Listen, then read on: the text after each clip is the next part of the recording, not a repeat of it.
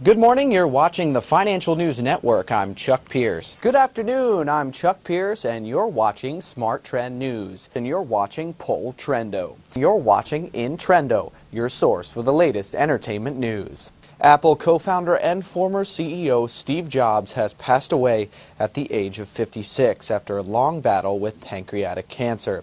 Michael Jackson's ER doctor is back on the stand for the Conrad Murray trial. California Governor Jerry Brown announced Monday that he signed into law a measure that bans handgun owners from openly carrying their weapons in public. In the headlines this morning, Wells Fargo announced that it is under contract to buy a portfolio of 61 performing U.S.-based commercial real estate loans from Irish Bank Resolution Corporation with a total face value of $3.3 billion.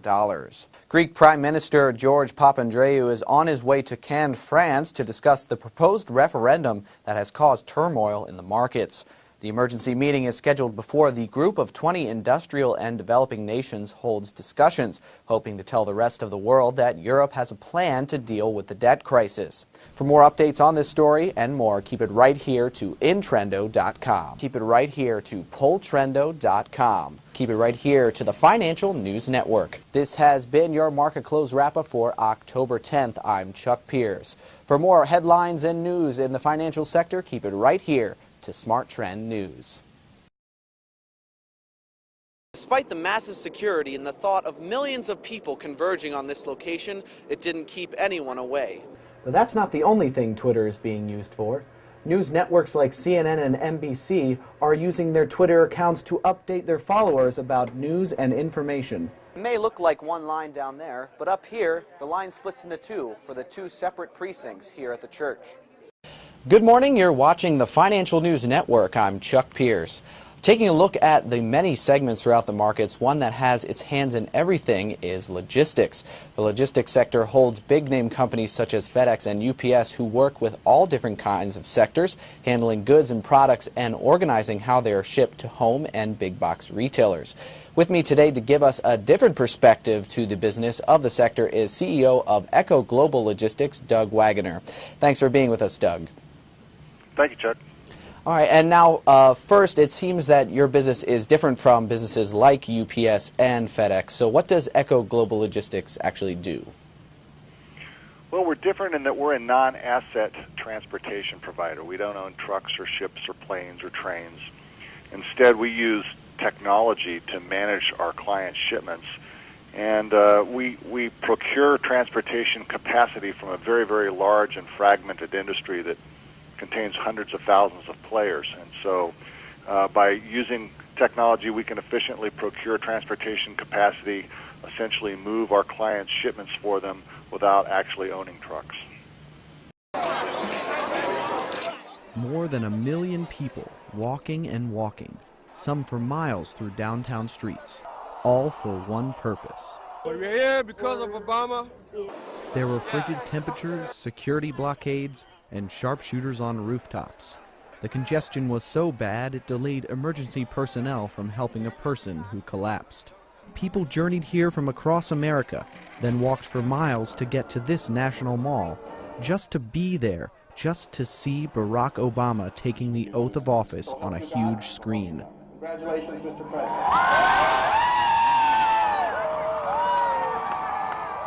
Despite the massive security and the thought of millions of people converging on this location, it didn't keep anyone away.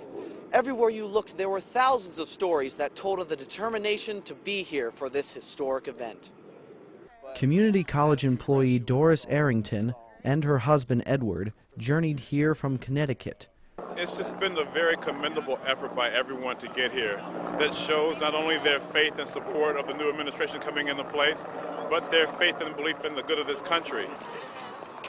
2 Navy officers from Annapolis are among the thousands making this pilgrimage. Dan was injured in the line of duty, but there was nothing that could keep him away today. It's exciting to be here now and to be particularly here in D.C. to be a part of going forward. So like I said, I think as much as anybody, I'm excited to say I was here on day one. With nearly 2 million here, it's the largest inauguration in history. And despite the massive turnout, D.C. Metro Police reports no arrests, No major injuries or incidents. Everyone was here to witness history, and most of all, to share the emotion with others who felt the same. For Com Media, I'm Chuck Pierce. Their school pictures, baby pictures. Said you don't realize how much they mean till they're not here. Dottie Smith looks through albums filled with memories of her daughter Tammy.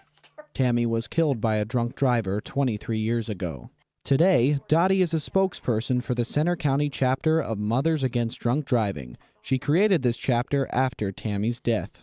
She says police enforcement has changed since then. We've heard stories of them driving people home and not arresting them. I think that's changed over the years, because they realize, if you let that person go, that just enables them to do it again.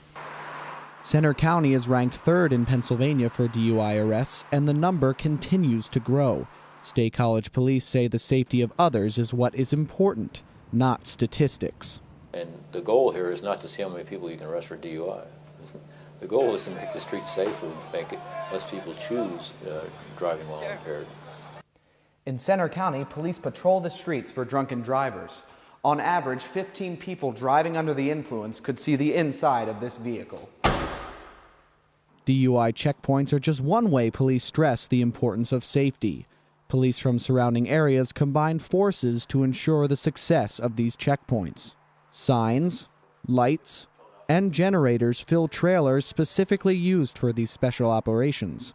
A community response vehicle was put into service last year and plays a big role with DUI checkpoints.